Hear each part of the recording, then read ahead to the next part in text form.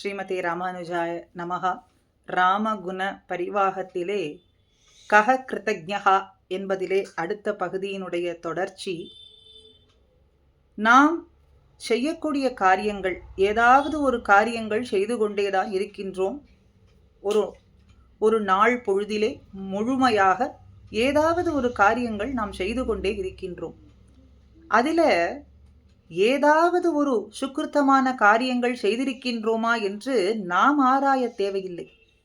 எம்பெருமானே ஆராயத் தொடங்குகின்றான் என்று ஆச்சாரியர்கள் இங்கே நமக்கு கூறுகின்றார்கள். ஸ்ரீவச்சன பூஷணத்திலேயும் சாஸ்திரமும் விதியாதே நாமும் அறியாதே இருக்கிற வித்தை சுக்கிருத்தம் என்று நாம் பேரிடுகிறபடி என்னென்னில் நாம் அன்று ஈஸ்வரன் என்று கேட்டிருக்கையா இருக்கும். ஆக நாம் செய்யக்கூடிய காரியங்கள் இது சுக்கிருத்தம், இது சுக்கிருத்தம் அன்னு என்று நாம் ஆராய்ச்சி செய்ய வேண்டியது கிடையாது.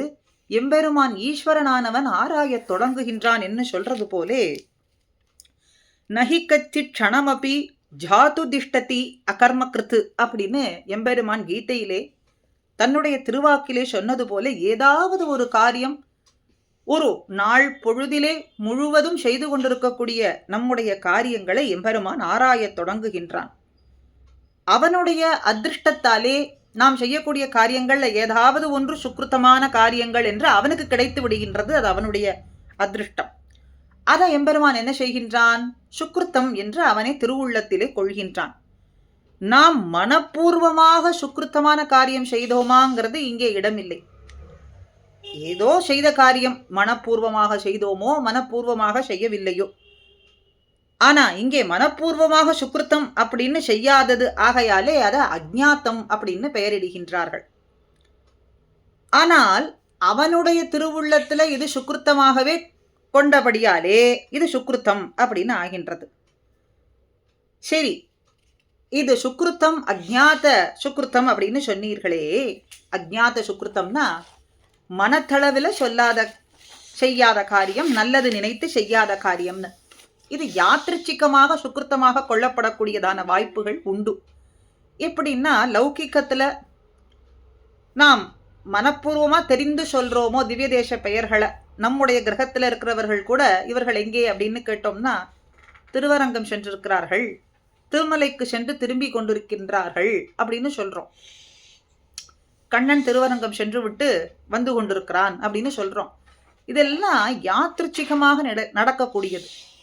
மனப்பூர்வமாக சொல்லாத பொழுதிலும் யாத்ருச்சிகமாக நடக்கிறதுனாலே இதை எம்பெருமான் திருவுள்ளத்துல சுக்கிருத்தம் என்றே கொண்டு விடுவான். அதனால இது அக்ஞாத்த சுக்கிருத்தமா அப்படின்னு எல்லாம் நாம் ஆராய தேவையில்லை அப்படிங்கிறத இங்கே சொல்றார். சரி, இப்படி இந்த சுக்கிருத்தமானது நம்முடைய குற்றத்தையே குணமாக கொள்ளும்படியான ஒரு குணம் எம்பெருமானுக்கு உண்டு. அதனால நாம் செய்யக்கூடிய காரியங்கள் அதுல நல்லவையான் பார்த்து அதை சுக்கிருத்தமா எடுத்துக்கொள்கின்றான்.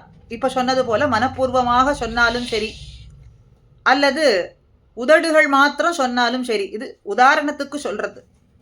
அப்படிப்பட்டவையாகிலும் எம்பெருமான் அதை சுக்கிருத்தமாகவே கொள்கின்றான். அதிலே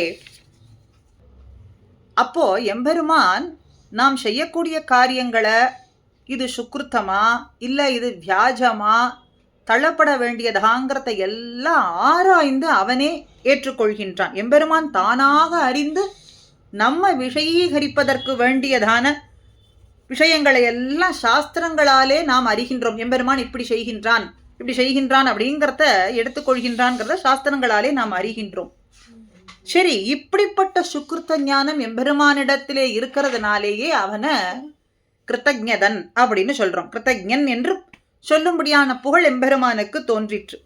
ஆள வந்தாரும் தன்னுடைய ஸ்தோத்திர ரத்னத்துல என்ன சொல்றார்? வசி வதான்யோ குணவான் ருஜு சுச்சிகி அப்படின்னு எம்பெருமானுடைய குணங்களை எல்லாம் சொல்லி கொண்டு வரும் பொழுது கிருதி கிருத்தஜ்ஞா அப்படின்னு சேர்த்து சொல்றார்.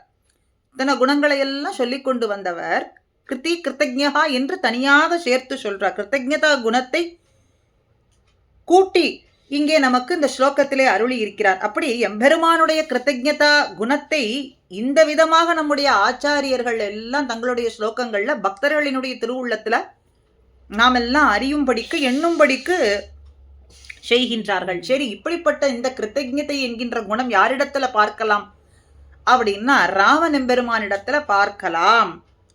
சரி, ஒரு இடத்தை இங்கே சொல்ல முடியுமான்னா, ராமாயண சரித்திரத்துல எத்தனையோ சம்பவங்கள் சொன்ன பொழுதிலும் ஒன்று பொழுதும் இந்த ஒரு சம்பவத்தை சொன்னாலே ராமனுடைய கிருத்தஜ்ஞத்தை குணத்தை சொல்லி பூர்த்தியாகி விடும்படிக்கு கொள்ளலாம் அப்படின்னு இந்த இடத்துல காட்டுகின்றார்.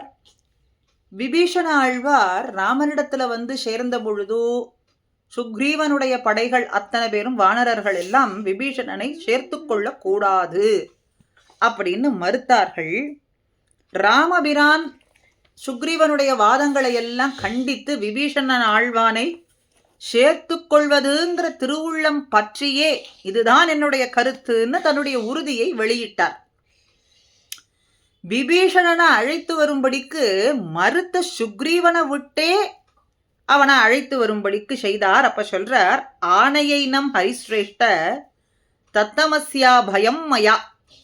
சுக்ரீவா, விபீஷணனுக்கு நாம் அபயம் அளித்தோம் அப்படிங்கிறதுனால நீயே சென்று அவனை அழைத்து வா, விபீஷணனுக்கு அபயம்னு சொல்லிவிட்டேன்.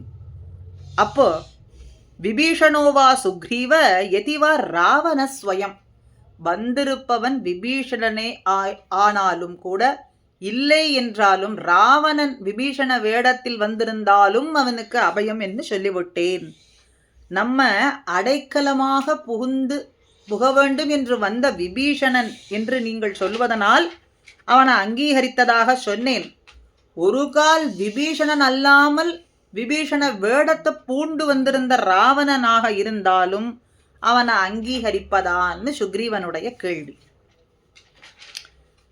விசாரமே வேண்டாம், நிச்சயமாக அவனை அழைத்து வா அப்படின்னு சொன்னார். அப்படி தன்னுடைய உதாரமான திருவுள்ளத்தை காட்டுகின்ற ராமனிடத்துல என்ன சுக்கிருத்தத்தை கண்டு இப்படி அவனுக்கு அனுகிரகம் பண்ண வேண்டும்னு நினைத்தார். அவனை அழைத்து கொண்டு வான்னு சொல்றாரே அப்படின்னா, மகா பாப்பியான அந்த ராவணனிடத்துல புக்தி பூர்வமாக சுக்கிருத்தம் காண முடியாமல் போனாலும் கூட இப்போ அடியேன் சொன்னது போல யாத்ருச்சிகமாக அவன் அறியாமல் சொன்னது ஏதாவது ஒரு செய்த செயல்கள், சொன்ன செயல்களை கொண்டு எம்பெருமான் அதையே சுக்கிருத்தமாக கொண்டு அவனுக்கு அபயமளிக்க எண்ணினான், துணிவு கொண்டான் அப்படிங்கிற எண்ணமாக இருக்கலாம் என்பது ஆச்சாரியர்களினுடைய திருவுள்ளம். ஆக 4வது குணம் ராமகுண பரிவாகத்துல கஹ கிருத்தஜ்ஞகா. அடுத்த குணம் சத்திய வாக்கியகா. சத்திய வாக்கு உடையவன் என்பவன் யார் என்பதை ராமன் அதை எப்படி நிரூபணம் பண்றார், நாரதர் எப்படி விளக்கி காட்டுகின்றார், வால்மீகியினுடைய அனுபவம் என்ன என்பதை நாளைய பதிவிலே அனுபவிக்கலாம். ஸ்ரீமதே ராமானுஜாய நமஹா.